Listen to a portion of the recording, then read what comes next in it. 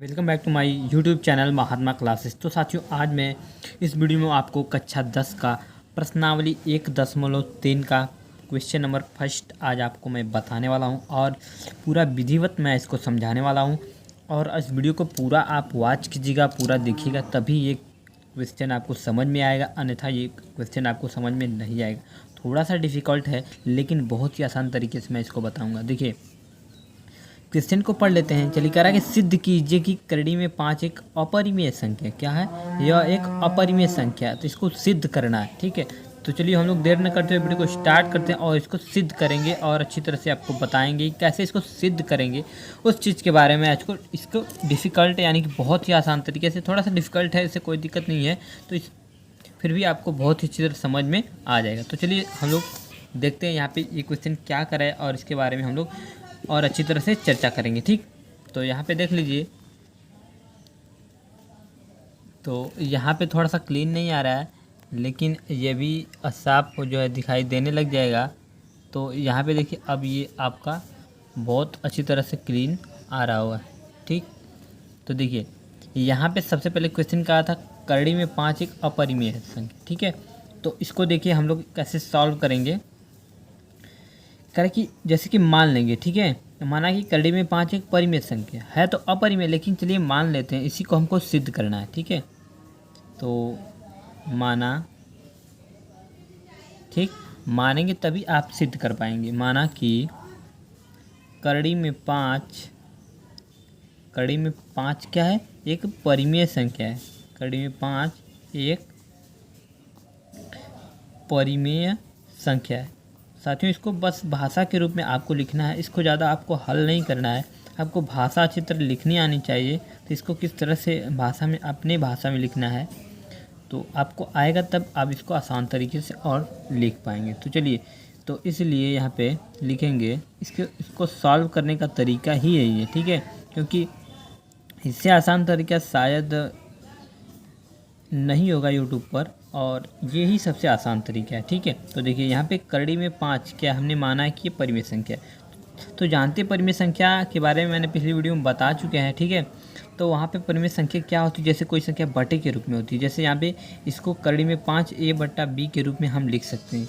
ये बटे में जब होती है तो उसको हम परिमेय संख्या कहते हैं। तो करड़ी में 5 को हम परिमेय संख्या लिख सकते हैं, यानी कि a/b के रूप में हम लोग इसको लिख सकते हैं। और एक बात ये भी कह सकते हैं, जहाँ पे b=0, b का मान जो 0 नहीं हो सकता है, 0 नहीं है। ठीक, उसके आगे लिखेंगे, जैसे कि जहाँ a और b क्या है? एक पूर्णांक है। यहाँ पे a और b क्या माना गया? एक पूर्णांक है। तो लिखेंगे जहाँ a और b एक क्या है? पूर्णांक संख्या।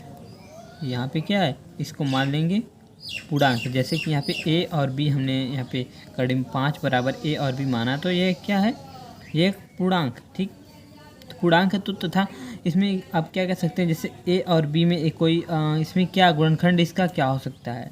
इसको ये कैसे कर सकता है, उसको हमको देखना है। ठीक, तो यहाँ पे एक पूर्णांक है और a और b में लिखेंगे, a और b में एक के अलावा, एक के अतिरिक्त लिख सकते हैं, अतिरिक्त, एक के अतिरिक्त कोई और गुणनखंड नहीं है। एक के अतिरिक्त कोई और गुणनखंड नहीं है।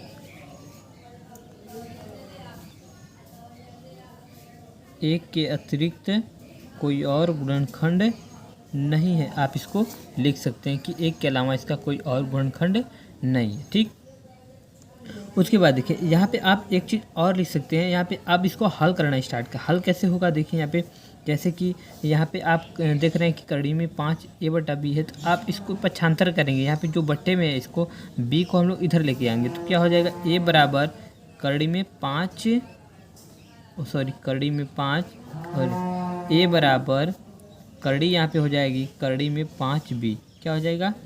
करड़ी में 5 और b। तो यहाँ पे हम इसको बराबर जो पक्षांतर कर दिए हैं, तो a बराबर करड़ी में 5b। अब क्या करेंगे? दोनों तरफ वर्ग करने पर लिखेंगे, दोनों तरफ वर्ग करने पर या फिर दोनों का स्क्वायर करने पर आप दोनों भी लिख सकते हैं। तो चलिए, यहाँ पे आपको दिख नहीं रहा होगा, थोड़ा सा हम लोग आगे इसको करते हैं। तो यहाँ पे लिखेंगे दोनों तरफ वर्ग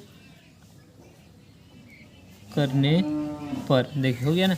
अब इन दोनों का हम लोग वर्ग करेंगे, दोनों तरफ वर्ग करेंगे। तो जब दोनों तरफ वर्ग करेंगे तब क्या होगा, देखिए आइए, यहाँ पे हो जाएगा ए स्क्वायर, ए तो पहले से यहाँ पे स्क्वायर हो जाएगा। उसके बाद यहाँ पे 5 के ऊपर से करड़ी हट जाएगी और बी का स्क्वायर हो जाएगा। 5 के ऊपर से क्या हो जाएगी, ये करड़ी, ये जो आप देख रहे हैं, ये स्क्वायर करने पर ये करड़ी हट जाती है। अब इसको मान लेंगे समीकरण नंबर 1। क्या मानेंगे, समीकरण 1। ऐसे समीकरण बना देंगे, ठीक।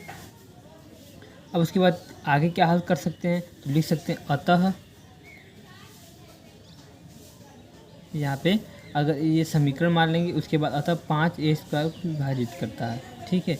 5 क्या है, ए स्क्वायर को विभाजित करेगा, या फिर काट सकता है, विभाजित करता है, कुछ भी लिख सकते हैं, ठीक है। तो यहाँ पे लिखिए 5 ए स्क्वायर को विभाजित करेगा।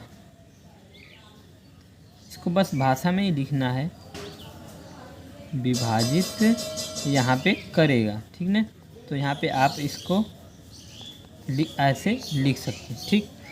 अब देखिए अगले, अगर इसलिए 5 जो है ए को क्या कर सकता है, विभाजित करेगा। तो आप इसको 2 नंबर में लिख सकते हैं, जो है 5 ए को विभाजित करेगा। ए स्क्वायर है, यहाँ पे ए स्क्वायर को विभाजित करेगा, तो उसको ये भी लिख सकते हैं, जैसे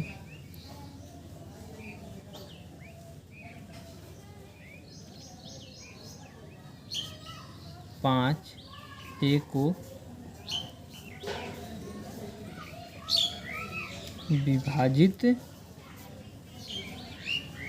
करेगा, ठीक। यहाँ तक आपको समझ में आ गया हो। अब आगे लिखेंगे, जैसे कि हमने माना कि यहाँ पे अगर मान लेते हैं के, ठीक है, बी के स्थान पे हम यहाँ पे के मान लेते हैं। अगर के कोई पूर्णांक है तो माना, यहाँ पे लिख सकते हैं माना ए बराबर 5k, ठीक।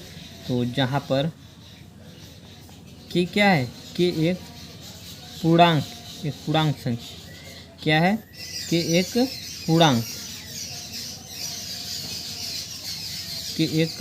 पूर्णांक है, ठीक। तो यहाँ तक आपको समझ में आया होगा। माना अगर ए बराबर 5 के है, तो जहाँ पर के है उसको एक मान लिया गया है कि एक पूर्णांक संख्या है। तो माना समीकरण फर्स्ट में ए का मान रखने पर, तो समीकरण यहाँ पे जो फर्स्ट हमने ये बनाया था, और सेकंड जो है ये हो जाएगा, ये समीकरण जो है आपका सेकंड हो जाएगा यहाँ पे, ठीक।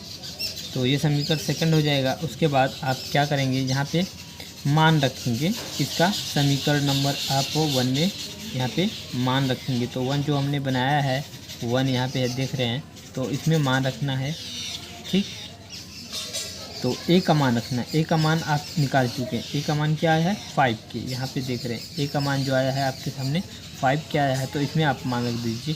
तो चलिए मान हम लोग रखते हैं, एक जगह 5 के, यहाँ पे स्क्वायर है तो हम लोग स्क्वायर लगा लेते हैं। उसके बाद बराबर, यहाँ पे कुछ नहीं है तो 5 ए का मान रख चुके हैं। यहाँ पे 5 बी स्क्वायर है तो बी स्क्वायर लिख लेंगे। अब इसको हल करेंगे, तो चलिए हल करते हैं। इसको हल कैसे होगा, तो यहाँ पे देखिए हल करने का तरीका क्या है। यहाँ पे 5 के स्क्वायर हो जाएगा, ठीक है। क्या हो जाएगा, 5 के स्क्वायर, 5 के स्क्वायर बराबर 20 स्क्वायर, ठीक।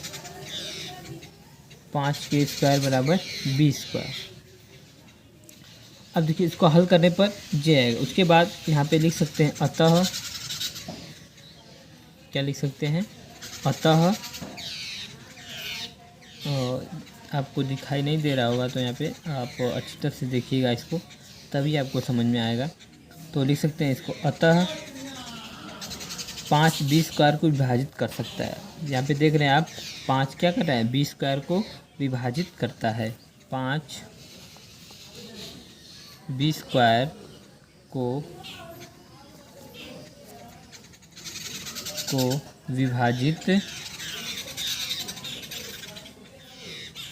विभाजित करता है।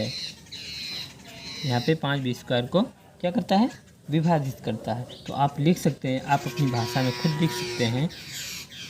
तो विभाजित करता है, इसका मतलब ये भी है कि अब 5b को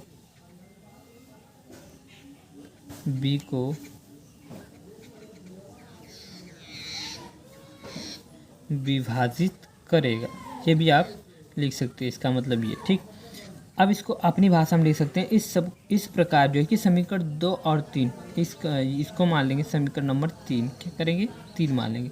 तो आप अपनी भाषा में लिख सकते हैं। समीकरण 2 और 3 हमें यह पता चलता है, इससे हमें ये पता चलता है कि ए और बी का उभयनिष्ठ गुणनखंड 5, ठीक 5 है।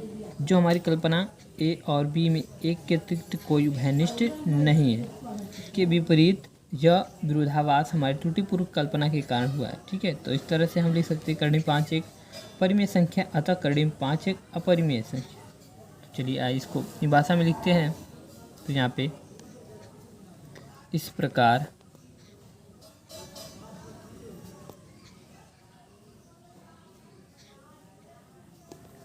समीकरण सेकेंड और थर्ड, समीकरण 2 और 3, क्या समीकरण और 2 और 3 से यह पता चलता है, समीकरण 2 और 3 से यह पता चलता है कि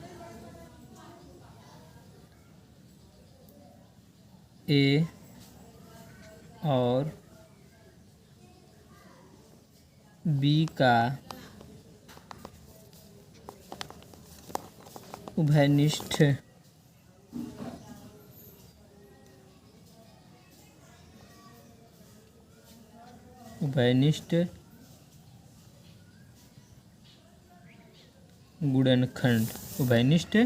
गुणनखंड 5 है।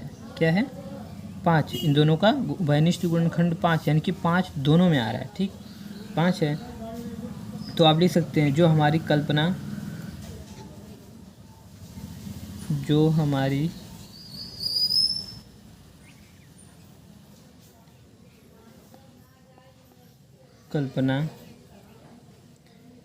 ए और बी में, जो हमारी कल्पना ए और बी में एक के अतिरिक्त यानी कि अलावा लिख सकते हैं, चाहे अतिरिक्त लिख सकते हैं, दोनों बात सेम ही है। अतिरिक्त एक और ए और लिख सकते हैं, ए और बी में एक के अतिरिक्त जो है कोई उभयनिष्ठ गुणनखंड नहीं है, ठीक। तो कोई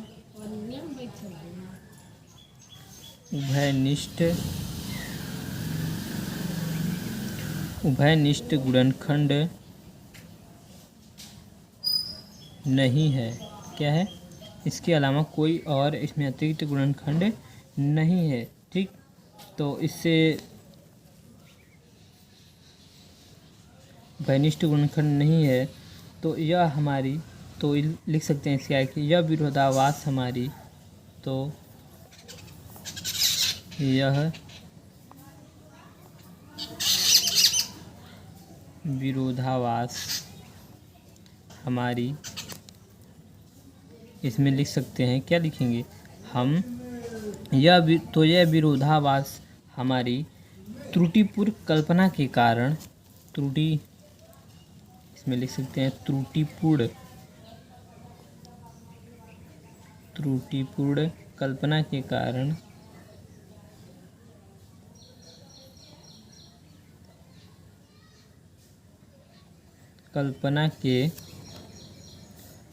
कारण यह विरोधाभास हमारी त्रुटिपूर्ण कल्पना के कारण हुआ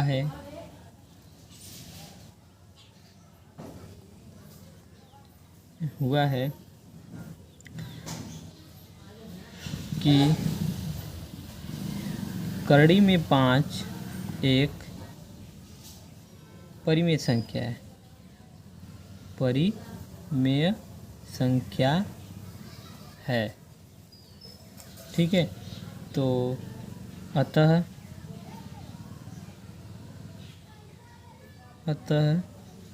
करड़ी में 5 एक परिमेय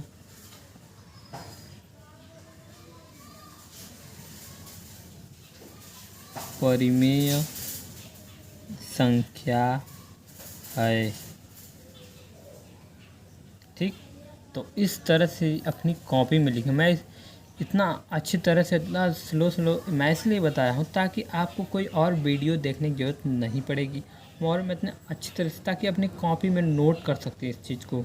आप इस क्वेश्चन का स्क्रीनशॉट ले सकते हैं। मैंने बताया है थोड़ा सा डिफ़िकल्ट है, लेकिन कोई बात नहीं, आप इसको बहुत ही अच्छी तरह अपनी कॉपी में, अपने फेयर्स में, अपने, ठीक है, नोट कर सकते हैं। और अब हम मिलेंगे नेक्स्ट वीडियो में, तब तक के लिए thank you, best of luck.